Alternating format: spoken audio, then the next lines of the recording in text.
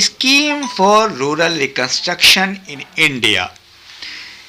In view of its importance, some efforts were started even before independence. A state agricultural commission was established in the year 1926 to study the rural problems and reconstruction effort during the British rule. After this, many schemes were prepared for rural reconstruction in Uttar Pradesh, Punjab and Bombay also. Even before independence, some limited efforts were made for the economic development of the rural community on the basis of cooperative. Even after this, it is true that practically no important work could be done in the field of rural reconstruction before independence. Immediately after the independence of India, a planning commission was constituted for the coordinated development of the country, and from the year 1951 by implementing various development programs through 5-year plans. The highest priority was given to rural development. The effort made for rural development in the 5-year plan can be mainly divided into two parts: the effort made at the government level and the scheme implemented at the non-government level. In the first category, we include many important programs like land reform, cooperative movement, community development program, Panchayati Raj system, Antyodaya work for grain scheme and integrated rural development program, Sarvodaya, Bhudan, Gramdan are those important programs that started at the non-government level. Although later on many administrative facilities were provided by the government for the success of this scheme.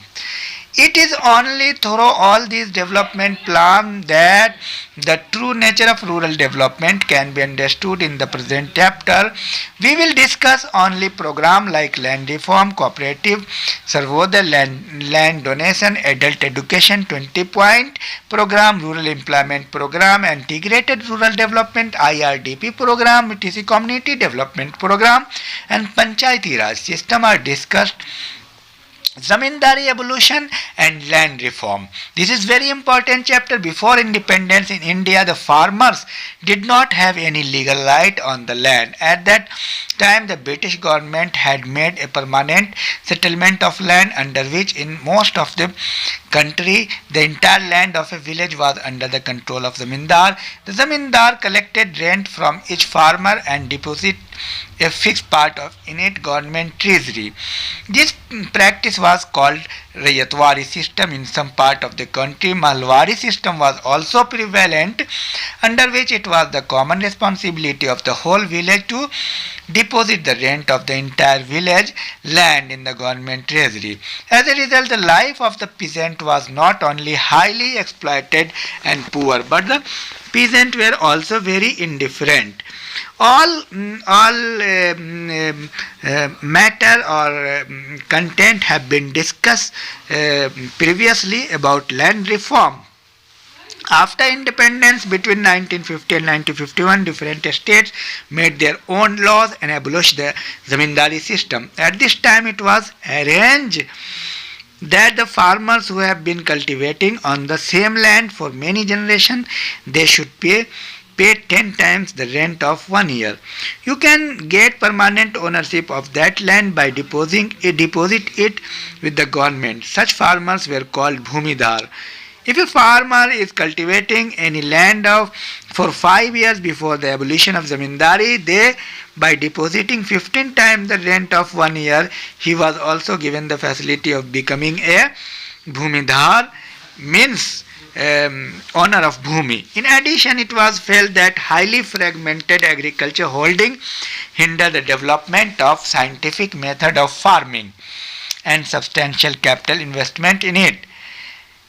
Thus, consolidation of holding was accepted as an important measure to make agriculture economical and increase its efficiency.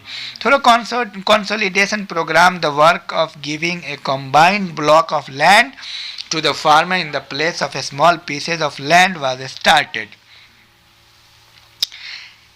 Even after this land reform, it was realized that the hundred of acres of land have been accumulated with some landowners, whereas there were lakhs of farmers who either had less than 1 acre of land or were working as landless farmer.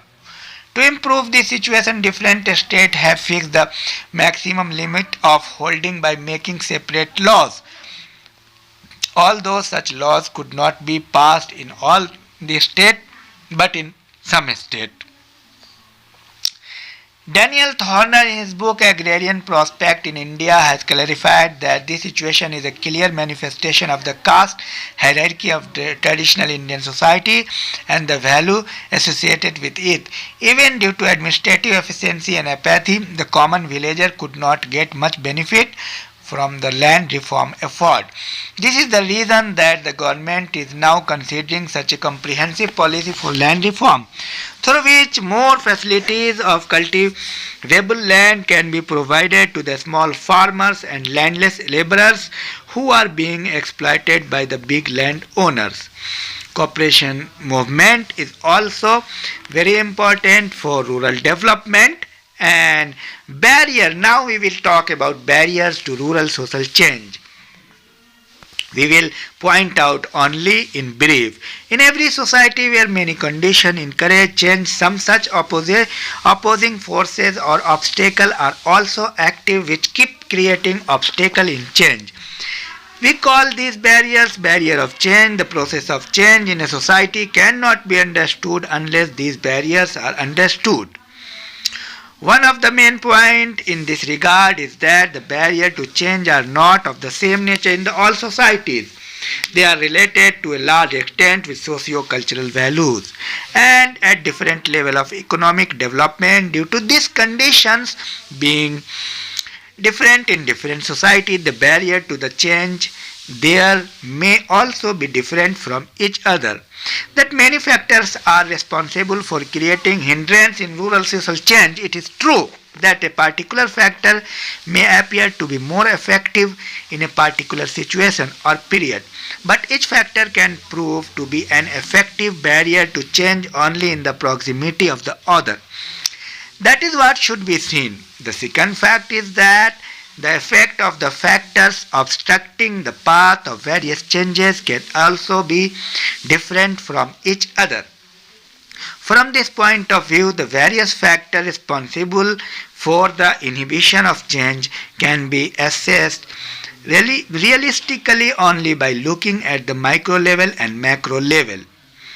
The second fact is that any barrier to change is not a permanent feature of any society, but due to change in circumstances, the nature of these barriers also varies. It is possible that in the early stage of development, the traditions and religious beliefs of the society hinder the change, whereas after the economic development of the society, various types of technology interest start hindering the change. The barrier to change may be different from each other even in industrialized and agricultural countries. From this point of view, it is necessary to try to understand the nature of all barriers to change which operate differently in different rural society. Among these barriers, social, culture and psychological barriers are the most important. Now we look the point, class conflict. The greater the possibility of class conflict in society, more obstacles arise in the way of change.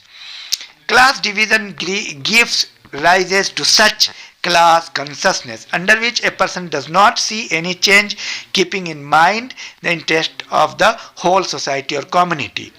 Ascribed statuses. The social barrier to rural change is also the social structure based on ascribed status.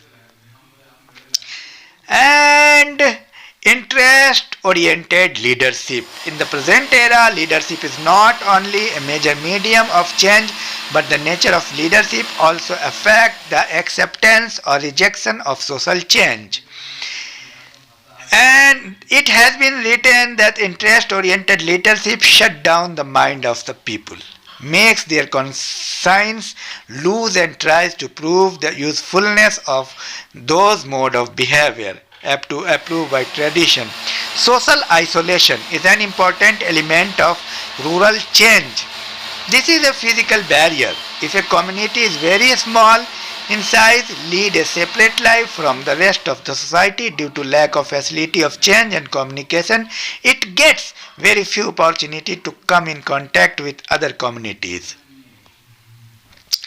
Higher dependence on the group is also a reason to obstacle for rural social change. And familism is a condition in which the welfare of the family is given utmost importance by considering the interest of individual members as secondary. In this regard, Sorokin, Zimmerman and Galpin have written the familiarity is a condition in which all social institutions and basic social relations are built according to family characteristics, and according to them individual activities are determined. Generally, in the family system of traditional societies, the head has so much authority that it is very difficult to adopt any new way of behavior without his permission. Dominance of factions and institutional values are the barrier of social change. Traditionalism is also a barrier of social change. And ethnocentrism, this is a feeling under which a person believes that his religion, race, culture and belief are superior to all other human beings. This is also barrier for development. Tendency of other worldliness is such a cultural tendency according to which everything in the physical world is tried to be connected with the transcendental world. As a result of the tendency toward altruism, not only does the motivation to invent and do any work with confidence disappear, but we also start to see the observance of traditions as the only duty. Cultural conflict is also a barrier for rural life, and antagonistic propaganda is also a barrier of rural life.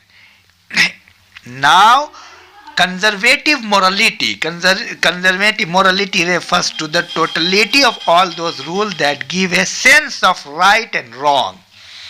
Conservative morality is also a barrier of rural development. As a result, these obstacles were created in the way of many such changes, with the help of which the condition of women could be greatly improved. Similarly, many useful changes could not be achieved in the field of nutrition, food and use of fertilizer as a result of orthodox morality. And religious belief is also a barrier of rural social change. One-sided prejudice is also a common character, and prejudice is also one-sided prejudice is also a barrier of rural social change. Prejudices and anti-change mentality is also a factor for rural social, not barrier of rural social change. Ignorance and Cold War, and when the development of agriculture start very fast in some countries of Asia, some countries exporting food grains to these countries started spreading such misleading propaganda. Delayed result. Every person tries to see the result of a new behavior or action as soon as possible. This is also a barrier. Low patience, lower level of ambitions, and vested interest. Barrier determined by bureaucratic interests. Barrier determined by economic interests. Barrier determined by cultural interest. These are the barriers of rural development transformation. Already we have discussed this, and we will discuss direction of change in rural society. Like all other events, the rural community has been undergoing continuous change since the time of its existence. The truth is that the technology, economy, social institution, art, religion, literature, ideology, etc. of the rural community are all going through a series of changes. After the independence of the country, the sequence of change in the rural community has become quite rapid. In the present time, many important changes have arisen in the rural community life due to circumstances like industrialization, urbanization, spread of scientific temper, development of means of education, communication. These changes were discussed in detail by Dr. A.R. Desai, Dr. D.N. Majumdar, Dr. Gadgil, have been done by sociologists in their respective work.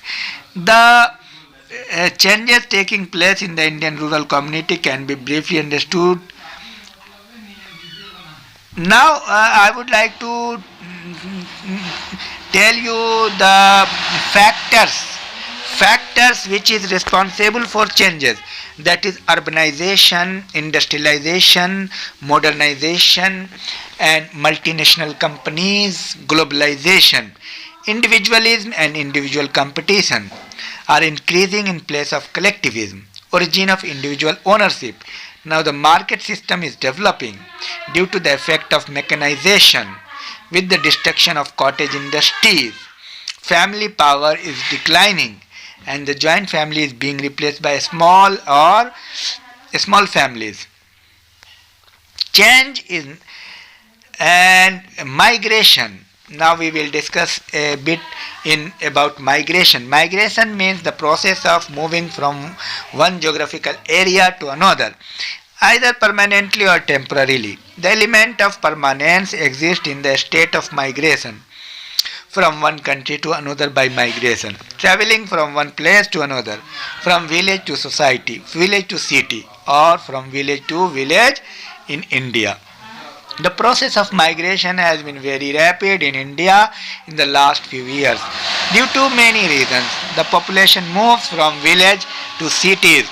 In real terms, in developing countries where 3/4 of the world's population lives, there has been more migration from village to cities, and migration continues even further.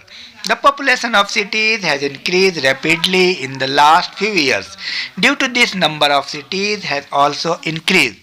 The most urbanized state of India is no more Maharashtra, Tamil Nadu, but the urban population is found between about 40 to 55. On the other hand, about 20-25% of population lives in the city in Uttar Pradesh, Madhya Pradesh and Rajasthan. The overall percentage of India's urbanization in 2001 has been 27.75%. Looking at the above data, it is clear that the population of other cities is increasing and its population is increasing. Then many problems are also being born due to the arrival of population of villages. Similarly, from the observation of various rural data, it is known the pressure of population is increasing in the village too. Joint families are breaking up, the size of agriculture is getting smaller, the pressure on the land is increasing. The main reason for this has been illiteracy of means of livelihood, family attachment, time of pure environment, etc. Millions of people move every year to the cities and towns in the village due to the multiplicity of factories. One of the main reasons for the migration to the villager has also been the Green Revolution. Due to the increase in fertility and productivity of the land through the Green Revolution, the village has been an area of attraction for the people. Along with this, due to the development of a small industrial areas based on the background of good facilities, advanced seed and abundance of agriculture, there has been further migration from village to village. Mobility is socio-economic factor of change. Mobility in India society is found in two forms, horizontal and vertical. Example of social mobility being traditional society are rarely found here, while horizontal social mobility is found more here. The following example can be given of this type of mobility. Lower caste people took higher education and held high position. Many studies related to social mobility in India show that a traditional relationship between caste and occupation is ending now and a person is no longer attached to his traditional occupation. The importance of economic factor is bringing about social change has been accepted by all scholars.